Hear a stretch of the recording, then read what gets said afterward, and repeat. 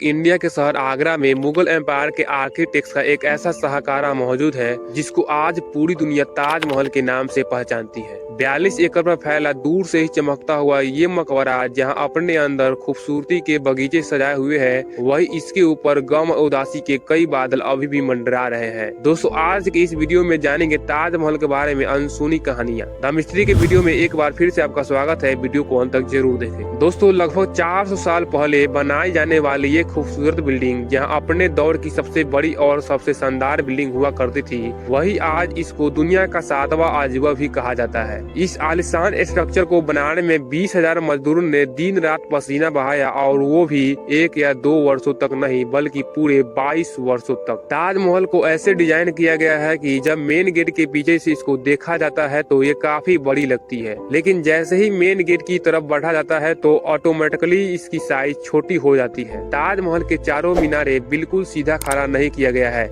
बल्कि ये मीनार बाहर की तरफ थोड़ा झुके हुए हैं, क्योंकि किसी सूरत में अगर ये मीनारे गिरे भी तो ये बाहर की तरफ गिरकर ताजमहल पर एक आंच भी न आने दे। ताजमहल के वो राज जिनको 400 साल पहले छुपाने की कोशिश की गई थी, और जब उस दौर में कंक्रीट या स्टील ही नहीं हुआ करती थी, तो आखिर इस आलीशान मकबरे और इस पर मौजूद 40 मीटर ऊंचे डोम को बिना सीमेंट के कैसे बनाया गया, ये सब और इससे भी ज्यादा आप जान सकेंगे आज की इस स्पेशल वीडियो में। सन 1592 में उस वक्त के इंडिया में मुगल एम्पायर का होल्ड हुआ करता था। इस साल के शुरुआत में मुगल एम्पायर में शाहजहां का जन्म हुआ। शाहजहां के बचपन का नाम मोहम्मद खुर्रम था। इन्हें बड़े शानो शौकत से परवरिश हुआ करता था। समय बीतता गया। एक समय ऐसा आया जब शहजादे खुर्रम की शादी अपने एक वकील की बेटी के साथ कर दिया गया, जिसको मुमताज महल के नाम से जाना जाता है। मुमताज और मोहम्मद खुर्रम को पहले ही दिन एक दूसरे से बेइंतहा मोहब्बत हो चुकी थी, और उस वक्त ये किसी और को भी मालूम नहीं था कि इस मोहब्बत का बोलबाला हमेशा के लिए रहने वाला है।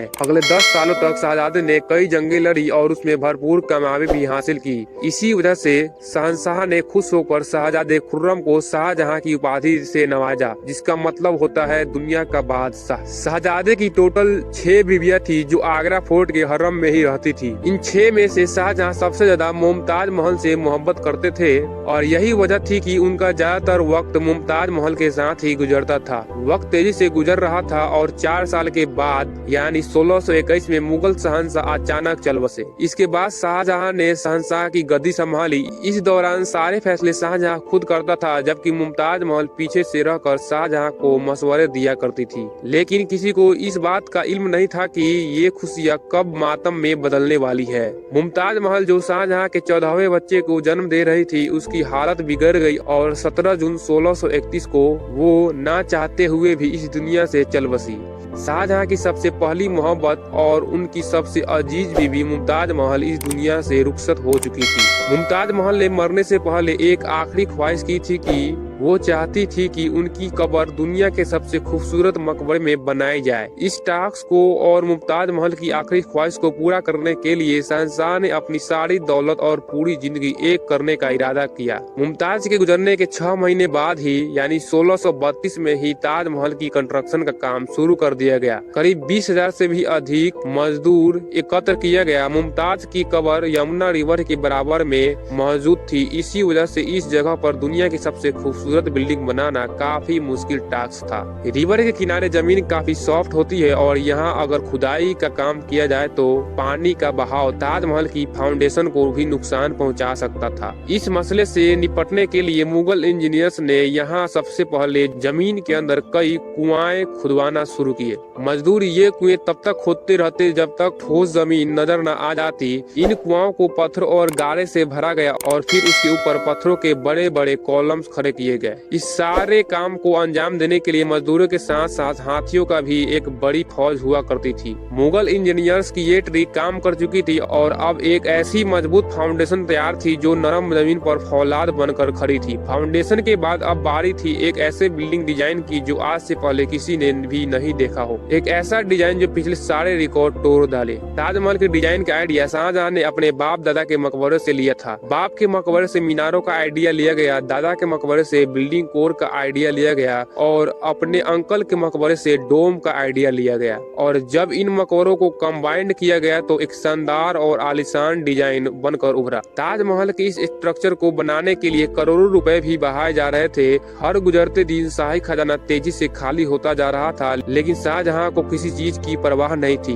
बस उनको ये काम हर कीमत पर कंप्लीट करना था। कहा जाता है कि ताजमहल की कंस्ट्रक्शन में इतने ज्यादा लोग लगाए जाते थे कि इसकी वजह से आसपास के इलाकों में खाना पीना खत्म हो गया था। 20,000 मजदूरों और कारीगरों की डिमांड पूरी करने के लिए शाहजहां ने आसपास के तमाम इलाकों से अनाज आगरा मंगा लिए थे। कई सालों की मेहनत के बाद बिल्डिंग का कंस्ट्रक्शन कंप्लीट हो चुका था और अब बारी थी इसको संगमरमर से सजाने की। ये संगमरमर आगरा से 400 किलोमीटर दूर राजस्थान से मंगाया जाना था, क्योंकि यहाँ का मकराना मार्बल आज तक दुनिया की फाइनेस्ट मार्बल माना जाता है। शाहजहां ने ताजमहल के लिए पूरा मकबरा मार्बल रिजर्व कर लिया था, यानी जब तक ताजमहल की डिमांड पूरी नहीं हो पाएगी तब तक किसी को भी ये मार्बल खरीदने की इजाजत नहीं थी। 1000 हाथियों की मदद से हजारों टन वजनी मार्बल राजस्थान से आगरा मंगाया गया। ताजमहल का ये खूबसूरत डोम इतना बड़ा है कि इसका अंदाजा सिर्फ आंखों से देखकर ही लगाया जा सकता है। आजकल इस तरह के डोम बड़ी आसानी से स्टील स्ट्रक्चर पर बनाए जा सकते हैं, लेकिन 400 साल पहले 40 मीटर की ऊंचाई पर इनके पास सिर्फ पत्थरों का ही सहारा था। इस डोम को बनाने में मुगल इंजीनियर्स ने जो स्ट्रेस कैलकुलेशन की थी उसकी आज के इंजीनियर्स भी काफी तारीफ करते हैं। ताजमहल की फिनिशिंग के लिए इन कीमती पत्थरों को मार्बल के अंदर तराश कर लगाया जाना था। मार्बल को बड़ी महारत और बारीकी से कीमती पत्थर की शेप के हिसाब से तराशा जाता था और फिर उसमें पत्थर को ग्लू के जरिए चिपकाया जाता था। ताजमहल की खास बातों में एक और ये भी बात है कि ये दिन में 4 बार अपना रंग बदलता है। सूरज निकलने से पहले ये बिल्कुल ब्लैक शैडो देता है। सूरज निकलने के बाद ये लाइट येलो और पिंक शैडो देता है। दोपहर के वक्त ताजमहल की खूबसूरती का एक नया रुख देखने को मिलता है। ये नीले आसमान पर जैसे मोती चमक रहा हो और सनसेट के वक्त यह पूरी बिल्डिंग गोल्डन कलर की दिखाई देती है। पूरे 22 सालों के बाद सन 1654 में ताजमहल की कंस्ट्रक्शन का काम पूरा कर लिया गया। शाहजहां अपनी बेगम की याद में दुनिया का सबसे खूबसूरत मकबरा बनवाने में कामयाब हो चुका था। शाहजहां ने इस आलीशान इमारत का नाम अपने पसंदीदा बीवी की याद में मुमताज महल रखा। बाद में मुमताज महल से नाम बदलकर ताजमहल रख दिया गया। हर साल शाहजहां मुमताज की बरसी पर यमुना रिवर के जरिए ताजमहल पर जाया करते और मुमताज को याद करते। शाहजहां का ये महंगा तरीन प्रोजेक्ट कंप्लीट हो चुका था, लेकिन इसने मुगलिया सल्तनत को तबाही के किनारे पर खड़ा किया। 1658 में शाहजहां और मुमताज के अपने ही बेटे ने शाही तख्ता पलट कर दिया और खुद मुगल एम्पायर का शहंशाह बन गया। शाहजहां जो पिछले 30 सालों से इस तख्त पर राज करते थे, उनको कैदी बनाकर आगरा फोर्ट में ही बंद कर दिया गया। इसमें एक फैसिलिटी ऐसी थी जो शाहजहां को दी गई और वो ये थी कि जिस कमरे में शाहजहां को बंद किया गया था उसकी खिड़की से ताजमहल को देख सकते थे। 8 साल कैद में रहने के बाद 74 साल की एज में शाहजहां भी इस दुनिया को अलविदा कह गए। शाहजहां अब मुमताज से दोबारा मिलने का वक्त आ गया था और उनको ताजमहल में ही मुमताज के बगल में दफन किया गया। उम्मीद है द मिस्ट्री की ये भी आप लोग भरपूर लाइक और शेयर करेंगे। इस वीडियो के कमेंट बॉक्स में अपनी राय जरूर दें। वीडियो पूरा देखने के लिए बेहद शुक्रिया। मिलते अगली शानदार वीडियो में, तब तक के लिए जय हिंद।